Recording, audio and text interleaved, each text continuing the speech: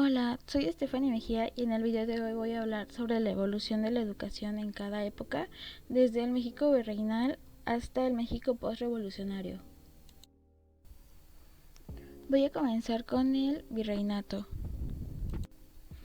Durante esta época, los encargados de la educación eran los profesores y los jesuitas. Y se educaba a la clase élite y los pueblos desfavorecidos contaban con algunos talleres. En dichos talleres se realizaba el trabajo pesado y manual, mientras que en la ciudad la educación se enfocaba en lo intelectual. Asimismo, la discriminación y la distinción de sexo era muy grande. Las mujeres asistían a las escuelas amigas para aprender a leer, escribir y actividades domésticas destinadas solo para mujeres, mientras que los hombres podían ir a escuelas normales, trabajar y recibir los conocimientos relevantes. Durante esta época, el arte que predominaba era el arte novohispano. La siguiente etapa sobre la que voy a hablar es México independiente.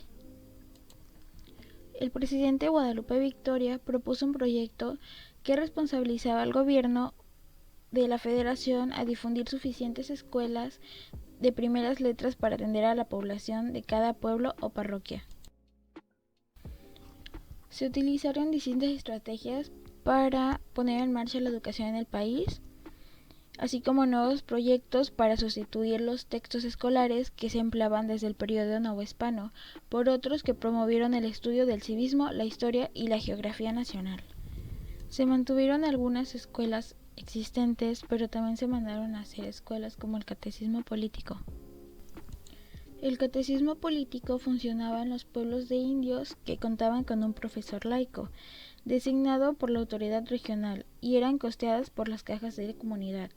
En ellas se enseñaban a leer y escribir la doctrina cristiana y en algunas ocasiones aritmética y música.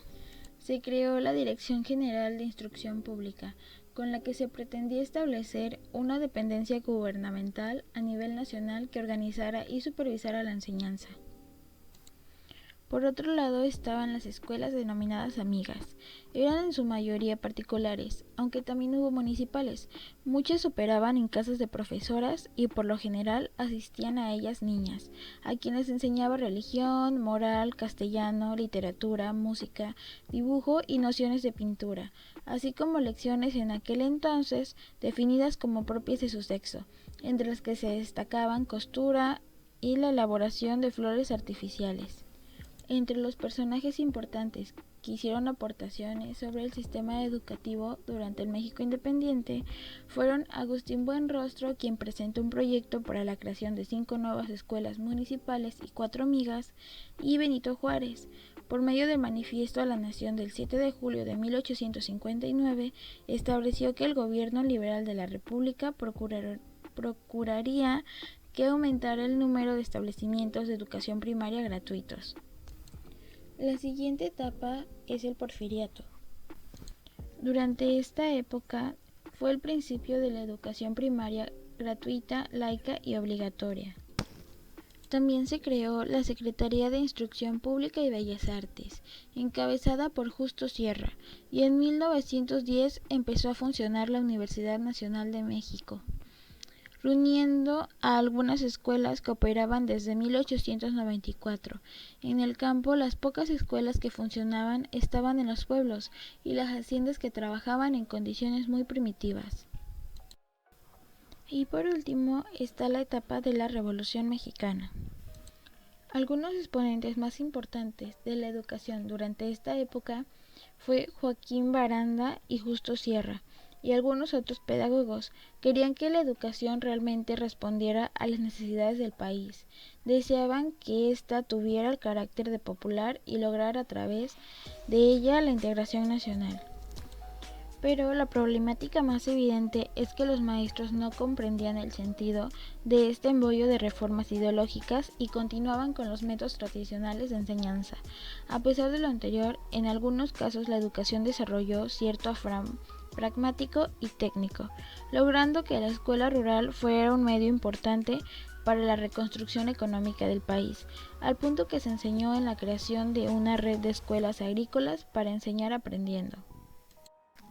Algunos logros importantes que obtuvo la educación durante esta época fueron la educación pública. La Constitución de 1857 estableció como único principio para la educación el que fuera libre. La de 1917 determinó dos más que la condicionaron y le dieron orientación laica y gratuita. Las escuelas privadas deben cumplir con el programa de estudios oficiales y el registro de la validez de sus certificaciones. En 1944, este principio se amplió con el libro de texto oficial y se consolidó como política de Estado con la creación de la Comisión Nacional de Libros de Texto Gratuitos. Aumentar y diversificar el otorgamiento de materiales escolares útiles, uniformes y recientemente computadoras portátiles del tipo tableta. La transferencia de subsidios a renta privada bajo el concepto de becas como un medio que garantice la permanencia del estudiante en el sistema educativo y su ascenso en grados cursados. En esta época también se crearon algunas instituciones educativas, como la Secretaría de Educación Pública, el Consejo Nacional de Fomento Educativo, el Colegio de Ciencias y Humanidades, el Colegio de Bachilleres y el Consejo Nacional de Ciencia y Tecnología. Y el principal personaje que impulsó la educación en el país después de la Revolución Mexicana fue José Vasconcelos.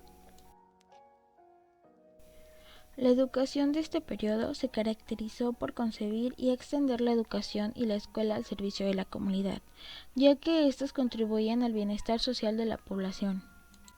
Aunque el país se enfrentó a diversos retos en la globalización, se necesitó un plan general educativo. Sin embargo, muchas escuelas cerraron porque los municipios no tenían los recursos económicos y administrativos necesarios para la preparación pedagógica. Las crisis económicas del país también afectaron al sistema educativo. En 1976, 1979 y 1982, la reforma de descentralización educativa y la planeación institucional dan pauta al Plan Nacional, los programas y metas del sector, la cultura y la creación del deporte. En 1982 se acentúa una crisis económica nacional que afectó a los programas educativos en lo financiero.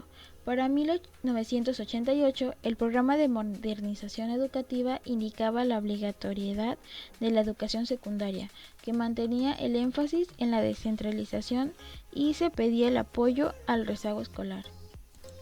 Y eso fue todo por el tema de hoy. Aquí voy a dejar algunas referencias de donde saqué la información que di, así que si les interesa el tema pueden entrar y checarlas.